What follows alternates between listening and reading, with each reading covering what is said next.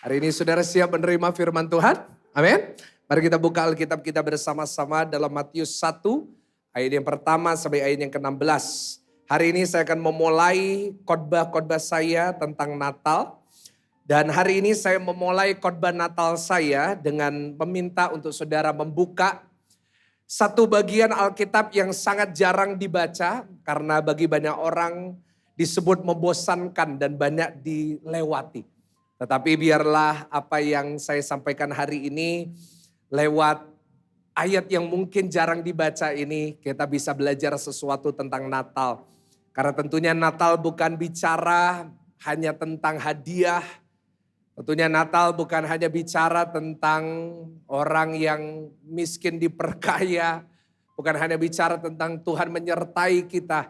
Tetapi tentunya Natal bicara tentang sesuatu yang lebih dalam. Karena itu biarlah hari ini dan saya akan sambung nanti pada hari Natal 24 dan 25 Desember. Satu pesan Natal buat kita semua buat tahun ini. Dan saya percaya hari ini lewat firman Tuhan kita semuanya pulang diberkati Tuhan. Yang setuju katakan amin. Ya, kita baca bergantian. Saya akan baca ayat 1 saudara 2. Hari ini kita akan belajar dari silsilah Yesus Kristus. Demikian firman Tuhan. Inilah silsilah Yesus Kristus, anak Daud, anak Abraham. 2. Abraham? Belum semuanya? Boleh sama-sama. Abraham memperanakan Ishak, Ishak memperanakan Yakub, Yakub memperanakan dan saudara-saudara. Yehuda memperanakan Peres dan Zera dari Tamar. Peres memperanakan Hezron, Hezron memperanakan Ram. 4. Ram memperanakan Abinadab, Abinadab memperanakan Nahason, Nahason memperanakan. Nah bagi saudara yang lapar, nah ini dia saudara ya, Salmon. Salmon memperanakan Boas dari Rahab, Boas memperanakan Obed dari Rut. Obed memperanakan Isai, 6. Isai Raja Daud. Jadi Daud memperanakan Salomo dari, lalu Salomo memperanakan Rehabeam, Rehabeam memperanakan Abia, Abia memperanakan Asa, 8. Asa memperanakan Yosafat, Yosafat memperanakan Yoram, Yoram memperanakan Usia, Usia memperanakan Yotam, Yotam memperanakan Ahaz, Ahaz memperanakan Hizkia, 10. Hizkia, Manasye memperanakan Amon, Amon begitu banyak peranakan di sini saudara ya.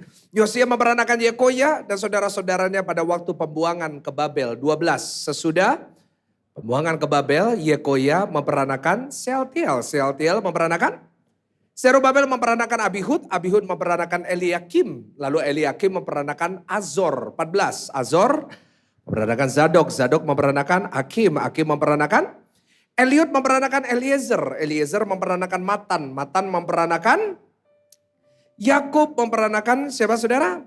Yusuf suami Maria yang melahirkan apa saudara? Yesus yang disebut oleh Kristus. Saudara kita baru membaca 16 ayat yang bicara tentang silsilah Tuhan Yesus. Ini memperanakan ini memperanakan ini memperanakan ini. Apa maknanya buat Natal, buat saudara dan saya? Tentunya pasti ada makna Natal. Kenapa? Karena sebelum kisah yang kita kenal, yaitu Yesus lahir, penulis Injil Matius menceritakan kepada kita tentang silsilah ini. Artinya pasti ada sesuatu di balik silsilah ini yang harus saudara dan saya mengerti. Sebelum kita bisa mengerti apa makna Natal yang sesungguhnya. Kalau penulis Matius ingin saudara langsung tahu tentang kelahiran Yesus, dia akan taruh ini di awal. Lalu silsilahnya kemudian. Tetapi luar biasanya sebelum kisah Natal yang kita kenal, yaitu bayi Yesus lahir dari seorang perawan yang bernama Maria. Di awalnya dimulai dengan apa saudara? Silsilah. Hari ini saya mau menyampaikan satu firman Tuhan dari silsilah ini. Saya beri judul yaitu rencana Tuhan di balik Natal. Ulangin sama-sama dengan saya, rencana Tuhan di balik Natal. Saudara, Tuhan kita selalu punya rencana dalam segala hal. Termasuk sebelum kelahiran Yesus di dunia ini. Ada sebuah rencana yang dia sudah rencanakan ribuan tahun sebelum kelahirannya. Dan hari ini kita mau belajar sama-sama dari silsilah itu.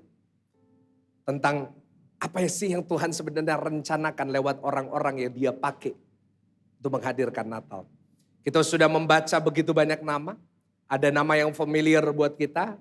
Ada yang nama kita juga tidak familiar.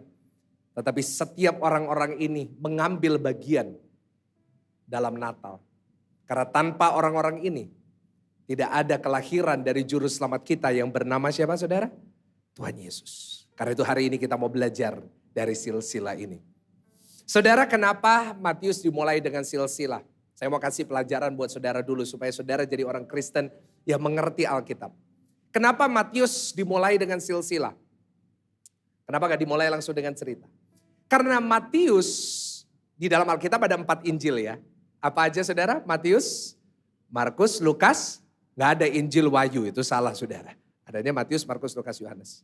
Nah Matius ini ditulis untuk audiens tertentu. Nah Matius ini ditulis untuk orang Yahudi.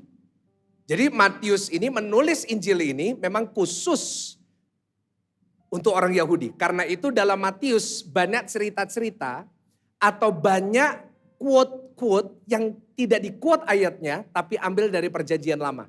Karena orang Yahudi pasti hafal. Nah, kenapa dimulai dengan silsilah? Karena orang Yahudi itu seperti kita orang Indonesia sangat mempedulikan silsilah. Saudara, orang Yahudi kalau ketemu orang pertama kali, dia langsung tanya, kamu dari keluarga apa? Kita tahu orang Israel ada berapa suku? 13 suku, bukan 12. Karena Yusuf anaknya dibagi jadi 2, itu jadi suku, 13 suku. Pasti ditanyain, kamu ini dari keturunannya siapa? Sebelum ditanyain nama nih, pasti ditanyain, kamu dari suku mana? Silsilahmu apa? Nah kenapa bagi orang Yahudi sangat penting untuk tahu dari mana dia berasal? Ya, jadi ini baseline-nya. Jadi mereka mentingin nih, saya ini berasal dari mana? Kita semuanya berasal dari manusia di atas kita. Saudara, saya pernah dengar ada seorang anak kecil tanya sama mamanya, Ma, kita ini berasal dari apa? Mamanya cerita, oh kamu harus dengar sekolah minggu. Manusia ini berasal dari manusia pertama yaitu Adam yang diciptakan oleh Tuhan. Lalu anaknya bilang, Ma, tapi papa ceritanya lain. Gak taunya anaknya udah tanya papanya duluan. Papa ceritanya lain. Papa bilang kita bukan turunan dari manusia. Tapi kita sebenarnya turunan monyet. Mamanya bingung jawabnya. Lalu mamanya dapat hikmat bilang gini. Oh iya bener nak. Kalau keluarganya mama keturunannya manusia. Tapi kalau keturunannya papa itu dari monyet. Tolong jangan ditiru saudara ya kan.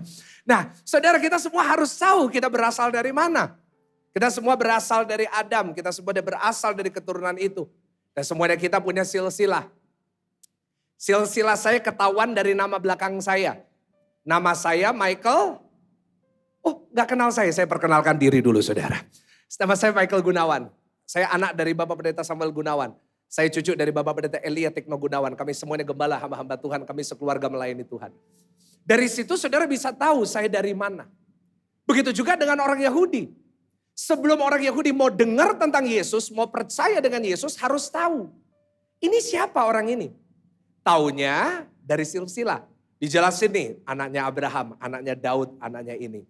Nah saudara, karena itu dimulai dengan silsilah. Dan dijelasin nih dengan detail. Wah, sampai sebelum pembuangan dari Babel. Dan akhirnya orang-orang Yahudi bisa menerima. Oke. Sebenarnya Yesus ini adalah keturunan dari raja yang Tuhan berkenan atasnya, namanya adalah Daud. Dan akhirnya mereka mau mendengarkan dia. Nah saudara, memang tujuan dari Matius adalah untuk memperkenalkan Yesus dan itu bagus dan itu perlu. Dan memang banyak orang Yahudi percaya Tuhan Yesus karena silsilah ini. Tapi bagi kita sebenarnya silsilah ini memiliki arti yang lebih dalam. Karena sebenarnya dalam silsilah ini ada satu rencana Tuhan buat saudara dan saya. Dalam rencana ini, Tuhan menyatakan begitu banyak berkat buat saudara dan saya. Jadi berkat Natal ini bukan hanya sekedar berkat jasmani. Tetapi hari ini lewat Natal ada berkat rohani buat saudara dan saya yang akan kita terima. Tetapi yang penting adalah satu kabar yang harus kita sama-sama sepakati di tempat ini. Bahwa Natal ini bukan bicara tentang hadiah-hadiah. Tapi Natal ini bicara tentang Tuhan yang begitu sayang sama saudara dan saya. Sampai dia mau berkorban buat saudara dan saya. Kasih tepuk tangan yang paling meriah, tepuk tangan yang paling dahsyat buat Tuhan. Dan saudara, rencana ini sebenarnya terletak dalam 3 nama. di dalam silsilah ini. Kalau saudara cepat-cepat bacanya atau saudara skip silsilah ini, akhirnya saudara nggak lihat rencana Tuhan di baliknya. Tapi saya hari ini dapat pelajarannya, saya mengerti rahasianya. Dan hari ini saya mau ajarkan sama jemaat. Supaya jemaat ini bukan hanya taunya berkat. Tapi saudara jadi orang-orang Kristen yang berhikmat dan mengerti firman. Yang mau katakan amin. Ada 3 rencana Tuhan lewat Natal. Jadi kalau ada orang, keluarga atau teman saudara yang tanya Natal itu buat apa sih? Hari ini kita mau belajar sama-sama. Ada 3 nama dari 3 peristiwa yang bisa mengajarkan kita tentang Natal. Yang pertama, ayo buka Matius 1 ayat yang ketiga. Secara cepat, tiga tokoh ini yang menunjukkan rencana Tuhan. Matius 1 ayat yang ketiga. Boleh baca sama-sama dengan saya? 1, 2, 3. Ayo, apa? Yehuda memperanakan Peres dan Zera dari siapa? Ulangi, dari siapa? Tamar. Peres memperanakan Hezron, Hezron memperanakan Ram. Hari ini saya mau fokus dengan, jangan tampilin poin dulu ya multimedia. Saya mau saudara fokus dari yang namanya Tamar. Tampilin ayatnya. Matius 1 ayatnya ketiga. Kita hari ini akan bicara tentang siapa Bapak Ibu Saudara? Tamar. Jadi kalau Natal bisa terjadi itu juga karena ada Tamar. Siapa Tamar? Sebelum saya tunjukin sama saudara poinnya, saya ceritain dikit. Siapa Tamar itu? Di sini dikatakan Yehuda memperanakan Peres dari Tamar. Artinya logikanya Tamar ini siapanya Yehuda? Istrinya. Siapa yang bilang dia istrinya? Loh tadi yang ngomong istri kok gak angkat tangan saudara? Ayo, kalau memperanakan pasti. Nah saya ceritain sedikit sejarahnya supaya saudara ngerti. Siapa Tamar? Gini, kita harus tahu Yehuda itu siapa. Yehuda itu anaknya Yakub. Yakub jadi Israel, Israel punya 12 anak. Ya, yang terakhir adalah Benyamin, sebelumnya ada Yusuf. Lalu salah satu anaknya namanya Yehuda yang dimaksud di sini. Yesus sering disebut singa dari, nah jadi Yesus itu dari keturunan Yehuda. Nah Yehuda bisa punya keturunan lewat Tamar. Tamar itu sebenarnya siapa? Nah saya ceritain, Yehuda itu punya 3 anak. Yehuda punya 3 anak, namanya bukan Peres. Namanya yang pertama Er, namanya siapa saudara? Nah kalau saudara punya anak boleh dinamain Er gitu aja saudara ya. Er, Onan dan Selah. Saya ulangin sekali lagi. Nama anaknya bukan Peres, itu bukan. Nama anaknya itu Er, Onan, dan Selah. Nah dia punya 3 anak. 3 anaknya ini menikah dengan orang-orang di Kanaan. Yang pertama Er menikah dengan seorang wanita. Nah wanita ini namanya Tamar. Jadi Tamar bukan istrinya Yehuda tapi siapanya? Menantu. Loh kok bisa ceritanya bisa punya anak dari menantu? Saya ceritain. Orang Yahudi punya peraturan. Kalau ada 3 bersaudara, kakak pertama punya istri. Kalau gak punya anak, kakaknya udah meninggal, adik kedua harus menikah dengan kakak ipar. Tolong jangan dipraktekin hari-hari ini saudara ya. Jadi yang pertama mati harus menikah sama yang kedua. Kedua mati harus menikah yang ketiga. Kalau tidak punya anak. Jadi ceritanya kan punya 3 anak. Er, Onan, Selah. Er nikah dengan Tamar. Er-nya mati. Onan harus menikah dengan Tamar. Gak punya anak, mati. Harus menikah dengan yang ketiga namanya Selah. Tapi Selah waktu itu masih di bawah umur. Gak dikasih menikah sama Tamar. Tamar gak punya anak. Tetapi satu hari dia punya ide yang jahat sekali. Dia pakai cadar, dia pakai tutupan yang kelihatan cuma matanya. Dia cari mertuanya. Dia cari kesempatan mertuanya lagi mabuk. Apa yang terjadi? Dideketin mertuanya. Nah saudara pasti gak pernah denger ini. Saudara taunya cuma drama Korea. Ya kan, saudara hafalnya drama Korea. Padahal ini lebih seru saudara ya kan. Nah bayangin, dia cari mertuanya. Tamar deketin mertuanya. Mertuanya pikir Tamar pelacur. Mereka bersetubuh. Akhirnya Tamar hamil. Nama anaknya siapa? Peres. Jadi it's not that simple silsilah ini. Tamar ini siapa? Tamar ini orang berdosa. Yehuda siapa? Yehuda ini orang berdosa. Bayangin sebuah persetubuhan atau sebuah hal yang sangat-sangat menjijikkan. Tetapi coba saudara lihat. Orang yang berdosa seperti Tamar dan Yehuda. Orang-orang yang paling menjijikkan. Tuhan pakai di dalam silsilah juru selamat kita Tuhan Yesus. Dari sini kita belajar poin yang pertama, rencana Tuhan di balik Natal. Kenapa dia melibatkan Tamar? Karena Tuhan ingin nunjukin sama saudara dan saya. Lewat Natal, Tuhan bukan lahir untuk orang sempurna. Tetapi lewat Natal, Tuhan lahir untuk orang yang berdosa. Kasih tepuk tangan yang paling meriah, tepuk tangan yang paling meriah, tepuk tangan yang paling dahsyat. Saudara, Natal mengajarkan sama kita. Dia lahir bukan buat saudara dan saya yang paling sempurna di ruangan ini. Tapi dia lahir buat saudara dan saya yang penuh dengan dosa. Saudara mungkin berkata dengan saya, Pastor Michael, saya orang berdosa. Saya banyak dosanya. Tapi mungkin dosamu tidak sebesar Tamar dan Yehuda. Tetapi lewat Natal, lewat kelahiran Tuhan Yesus, dia ingin tunjukkan sama saudara dan saya satu hal. Bahwa sebesar apapun dosa saudara, sebesar-besarnya dosa masa lalu saudara, dosa saudara tidak pernah lebih besar dari kasih karunia Tuhan. Hari ini kasih karunia Tuhan lebih besar dari dosa saudara. Yang setuju dan bersyukur, kasih tepuk tangan dulu ya, paling luar biasa. Lewat Natal Tuhan mau nunjukin sama kita. Orang yang paling berdosa sekalipun Tuhan bisa pakai untuk kemuliaannya.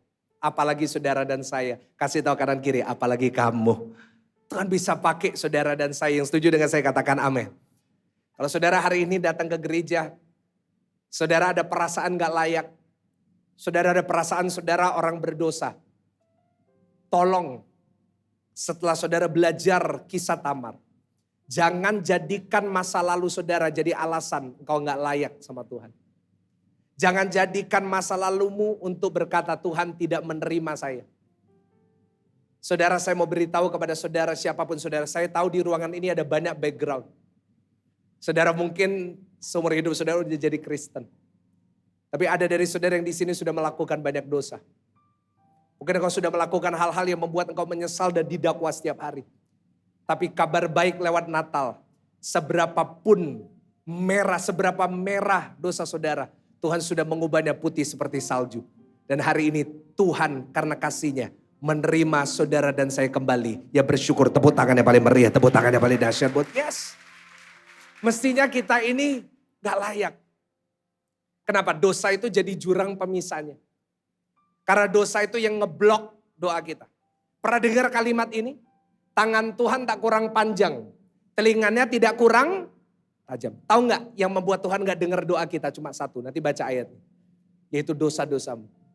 Mestinya karena dosa kita tadi pagi, dosa kita kemarin, ya. Bagi kita suami-suami yang nyakitin istri kita, bagi kita istri-istri yang melawan suami kita, bagi kita anak-anak yang melawan orang tua kita, mengumpat orang tua dalam hati. Mestinya kita doanya nggak mungkin didengar sama Tuhan karena ada dosa.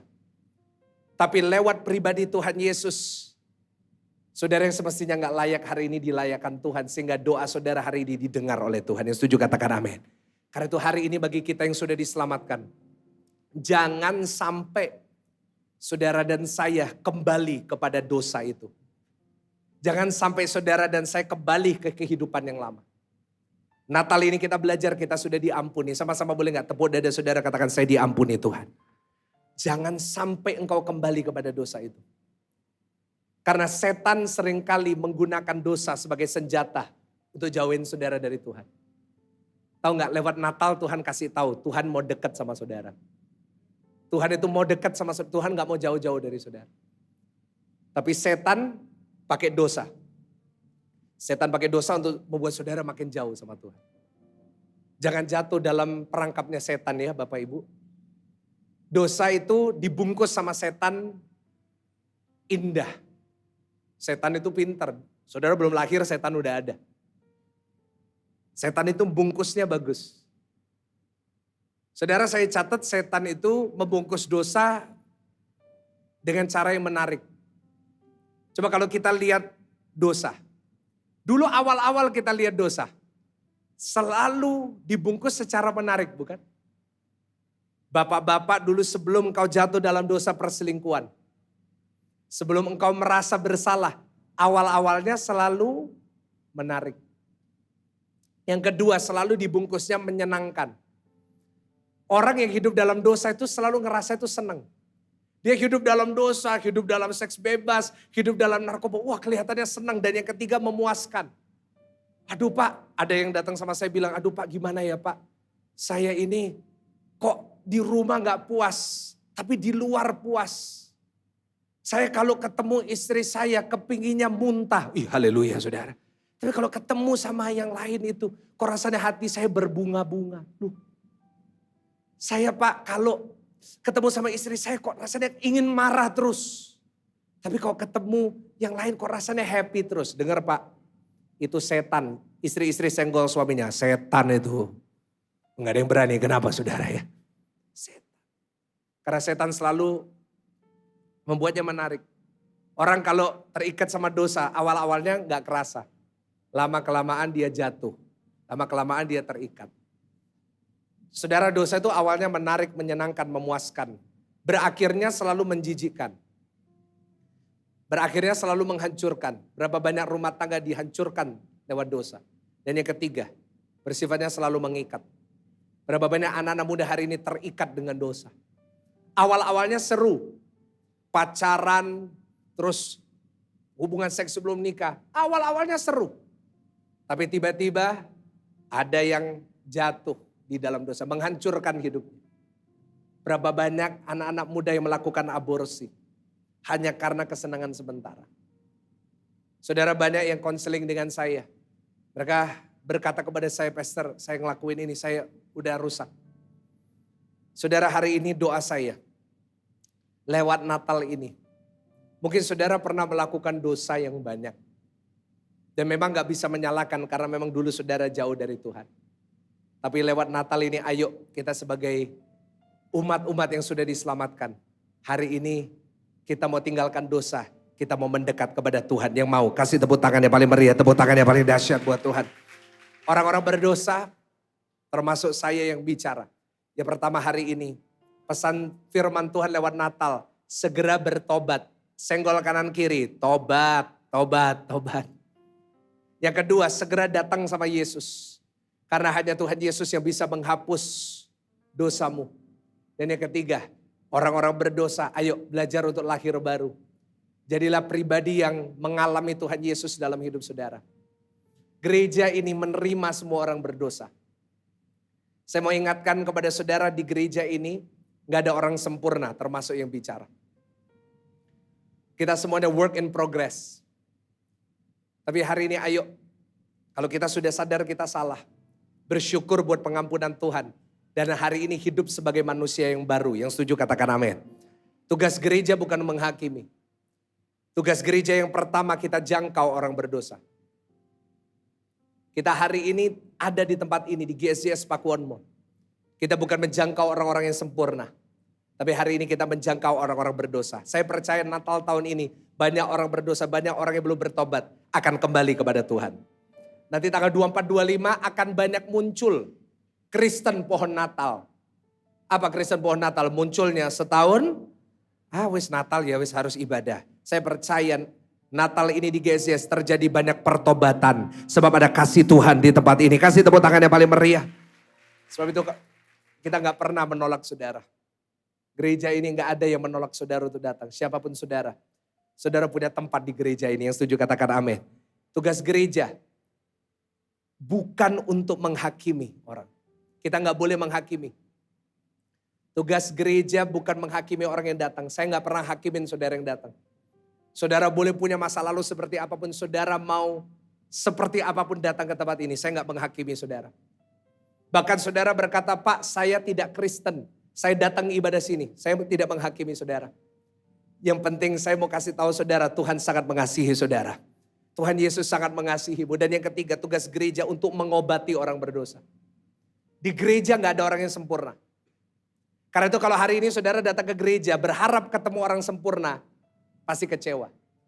Gereja ini tempatnya orang Mungkin saudara berkata, Pastor, masa di gereja itu ada orang-orang yang jahat? Mestinya di gereja itu orang baik semuanya. Mohon maaf. Pernah ke tempat gym? Ada gak orang gendut di gym? Ada yang jawab banyak. Ya benar saudara, banyak. Pernah ke salon? Ada gak orang jelek di salon? Ada yang jawab banyak lagi saudara ya. Ada, iya. Kenapa mereka ke gym? Kenapa mereka ke salon? Karena mereka yang, mohon maaf, kurang fit jadi fit. Mereka yang tidak terlalu cantik, mereka dipercantik. Di gereja yang datang orang berdosa. Tetapi mereka keluar bukan lagi berdosa. Tapi mereka dibebaskan, dimerdekakan dan jadi berkat. Kasih tepuk tangan yang paling meriah. Itu Natal. Karena itu nanti tanggal 24-25 ajak teman-teman saudara. Yang muda-muda di sini ajak teman-teman saudara. Bilang mereka gak akan dihakimi di gereja ini. Mereka dikasih oleh Tuhan di gereja ini. Itu yang pertama yang kita belajar dari Natal. Tuhan lahir bukan untuk orang sempurna. Tuhan lahir untuk orang yang berdosa. Yang kedua kita buka Matius 1 ayat yang kelima. Ayo coba kita buka. Matius 1 ayat yang kelima. Baca sama-sama dengan suara keras. 1, 2, 3. Salmon memeranakan Boas dari Rahab. Boas memeranakan siapa? Obed memeranakan Isai. Yang kedua adalah Rut. Jangan ditampilin poinnya dulu. Kita mau cerita sedikit tentang Rut. Kalau yang pertama Tamar, sekarang Rut. Rut ini siapa? Kok bisa dimasukin dalam silsilah ini? Rut ini adalah orang Moab, bukan orang Israel. Rut ini adalah seseorang asing. Dia menantunya dari seseorang yang bernama siapa? Naomi. Naomi punya 2 anak. Namanya Mahlon Kilion. Punya menantu namanya Orpa dan Rut. Akhirnya Mahlon Kilion meninggal dunia. Sisa 3 janda. Naomi, Orpa dan Rut. Karena mereka kelaparan, mereka kembali ke Yerusalem. Mereka balik ke Yerusalem. Nah, sampai di Yerusalem, dekat Yerusalem, Orpa meninggalkan Naomi. Karena dia mau balik ke Moab untuk cari suami. Tapi hanya Rut yang setia menemani Naomi. Sampai di Yerusalem. Rut bertemu dengan seorang pria yang udah ganteng, kaya, gagah, hebat, takut Tuhan. Namanya Boas. Apa yang terjadi? Rut akhirnya menikah dengan Boas, hidupnya diberkati, dia akhirnya punya anak. Dan akhirnya keturunannya melahirkan seorang raja namanya Daud. Saudara, yang kedua kita belajar dari Rut. Natal gak bisa dipisahkan dari Rut karena di silsilah ini ada. Catat baik-baik, Rut menunjukkan rencana Tuhan yaitu apa? Yaitu kita sebelumnya orang asing. Kita diangkat menjadi anak. Ulangin sama-sama dengan saya, kita diangkat menjadi apa? Menjadi anak. Saudara, hari ini lewat kelahiran Tuhan Yesus, setiap kita bukan lagi orang asing sama Tuhan. Setiap kita adalah anak-anak Tuhan. Sama-sama tepuk dada saudara, katakan saya anak Tuhan. Yang percaya kasih tepuk tangan dulu yang paling meriah, tepuk tangan yang paling dahsyat buat Tuhan. Kita anak Tuhan. Saudara lihat, Rut sebelumnya orang asing. Bukan orang pilihan. Orang pilihan itu cuma orang Israel. Tetapi di saat Tuhan memilih dia. Di saat dia memilih untuk setia kepada Naomi. Dia bertemu sama Boas. Dan akhirnya keturunannya melahirkan juru selamat. Saudara, sebenarnya Rut itu melambangkan saudara dan saya di sini. Kita ini orang asing, kita bukan orang Yahudi. Ada orang Yahudi di sini? Saya pun mungkin mirip orang Yahudi, tapi bukan saudara. Seorang Indonesia.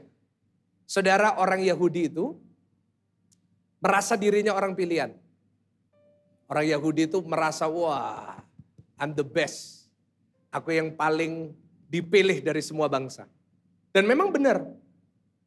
Di dalam firman Tuhan memang umat pilihan itu orang Israel, bukan kita, orang Indonesia. Tetapi ada satu nama dalam silsilah itu yang mengubah itu semua. Dan namanya adalah Rut. Rut bukan orang Israel, not even close. Rut dari bangsa lain. Tetapi di saat dia bertemu dengan Boas, di saat dia mengalami kasih karunia itu, bertemu dengan Boas, apa yang terjadi? Yang sebelumnya jauh, sebelumnya orang asing, dia akhirnya jadi bagian dari bangsa pilihan. Itu bicara tentang kita. Kita bukan umat pilihan Tuhan, kita gak ada keturunan Yahudi. Tetapi hari ini saat kita bertemu dengan Boas, saat kita bertemu dengan Yesus, kita menerima kasih karunia itu. kita otomatis diangkat menjadi anak. Coba buka ayatnya, Galatia 3 ayat 26. Galatia 3 ayat 26. Baca bersama-sama dengan saya dengan keras. 1, 2, 3. Sebab kamu semua adalah anak-anak Allah. Karena apa saudara? Kita kasih tepuk tangan dulu yang paling luar biasa. Tepuk tangan yang paling dahsyat. Jadi lihat. Kita sebelumnya bukan anak. Kita orang asing, kita orang jauh. Tapi karena Tuhan Yesus, karena iman kita sama Tuhan Yesus. Kita semuanya ini anak-anak Tuhan. Senggol kanan kiri, kamu anak Tuhan. Dan sebagai anak, kita semuanya dapat yang namanya privilege. Anak itu privilege-nya luar biasa loh. Coba saudara lihat anak-anak saudara yang punya anak. Apa yang menjadi milikmu juga miliknya anak. Ya enggak? Apa yang menjadi milik saudara, anak saudara juga miliki. Begitu juga dengan Tuhan. Kita yang beriman kepada Tuhan Yesus, setiap kita punya privilege sebagai anak. Saya mau beritahu saudara di sini semua anak-anaknya Tuhan. Yang menerima keistimewaan itu. Yang pertama apa keistimewaannya? Hari ini kita menerima janji dan berkat Tuhan. Yang setuju dengan saya katakan amin. Kau menerima berkatnya. Yang kedua, engkau doanya didengar dan dijawab Tuhan. Anak itu punya akses langsung kepada bapaknya. Setuju dengan saya? Hari ini saya mau tanya saudara bisa nggak ngobrol sama Pak Jokowi? Ada yang bisa? Gak ada yang bisa. Tapi siapa yang bisa ngobrol langsung tanpa protokol? Siapa? Istri dan siapa? Anaknya. Anak itu dia doa, dia bicara, ayahnya mendengar. Anak saudara masuk ke kamar, dia bicara pasti saudara dengar. Dengar saya baik, saat hari ini kau datang dengan doamu. Apa yang menjadi doamu hari ini? Kau hari ini doa perlu berkat dari Tuhan. Kau perlu mujizat tahun 2024. Yang mudah-mudahan kau berdoa, Tuhan gimana aku bisa punya rumah nanti. Tuhan gimana aku bisa punya pekerjaan yang baik. Mungkin hari ini yang masih muda yang jomblo, kau doa minta jodoh dari Tuhan. Percayalah hari ini. Engkau sebagai anak, kau punya privilege. Hari ini doamu didengar Tuhan. Dan hari ini kau akan dijawab oleh Tuhan. Tepuk tangan yang paling meriah anak-anak Tuhan. Yes. Saya tahu sebagai anak saya boleh minta sama Tuhan. Dan Tuhan selalu menjawabnya. Karena saya ini anak. Dan yang ketiga, kita dapat hak waris kerajaan surga. Seorang anak dapat warisan pasti. Seorang bapak yang baik di dunia ini pasti udah siapin wasiat. Bapak kita di surga itu bapak yang baik. Dia sudah mempersiapkan warisan terbaik dan warisan yang terbaik dari semua adalah surga. Karena itu hari ini saat saudara diangkat jadi anak, kita masuk keluarganya Allah. Kita udah bagian dari keluarga Tuhan. Hari ini kita punya jaminan. Kalau saudara mati, ada satu rumah yang Tuhan sudah sediakan di kerajaan surga. Sekali lagi tepuk tangan yang paling meriah. Pemain musik silakan naik, silakan naik. Yang terakhir, yang ketiga. Kita udah belajar dari yang pertama siapa tadi saudara? Tamar. Menunjukkan rencana Tuhan. Tuhan udah datang. Tuhan akan datang untuk orang berdosa. Yang kedua kita udah belajar dari Rut. Yaitu saudara dan saya hari ini diangkat jadi anak. Yang ketiga kita baca ayat terakhir. Matius 1 ayat 5 sampai 6. Matius pasalnya pertama ayat yang ke-5 sampai ayat yang ke-6. Salmon memperanakan Boas dari Rahab. Boas memperanakan Obed dari Rut. Obed memperanakan, Isai bahasa Inggrisnya Jesse. Jadi kalau saudara dengar ada namanya Jesse itu Isai. Ya ayat 6. Ayat terakhir dikatakan gini. Isai memperanakan siapa? Daud memperanakan Salomo dari istri Uria. Yang ketiga kita bicara tentang Daud. Daud ini seseorang yang menerima janji Tuhan. Saudara janjinya apa? Coba buka 2 Samuel 7 ayat 16. Ini ayat yang benar-benar terakhir. Keluarga dan kerajaanmu. Baca sama-sama akan apa? Untuk selama-lamanya di hadapanku. Tatamu akan kokoh untuk selamanya. Jadi Tuhan itu berkenan sama Daud. Dikasih janji. Kamu sama keturunanmu pasti akan jadi raja untuk selama-lamanya. Dan benar. Daud punya anak namanya Salomo. Punya anak lagi Rehabeam. Turun sampai Yesus. Hari ini Yesus yang menjadi raja untuk selama. Dari sini saudara saya belajar tentang Daud poin yang terakhir. Lewat Natal yang ada Daud dalam silsilah itu.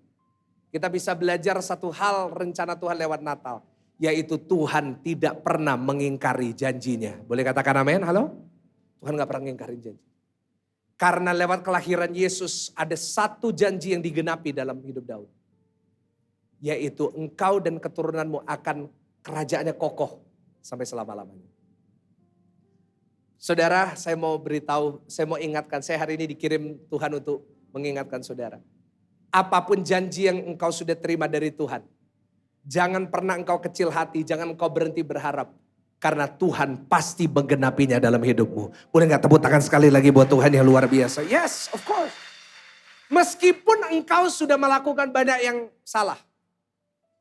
Kan banyak gini, saudara udah nerima janji, terus saudara dosa, terus saudara salah, terus batal.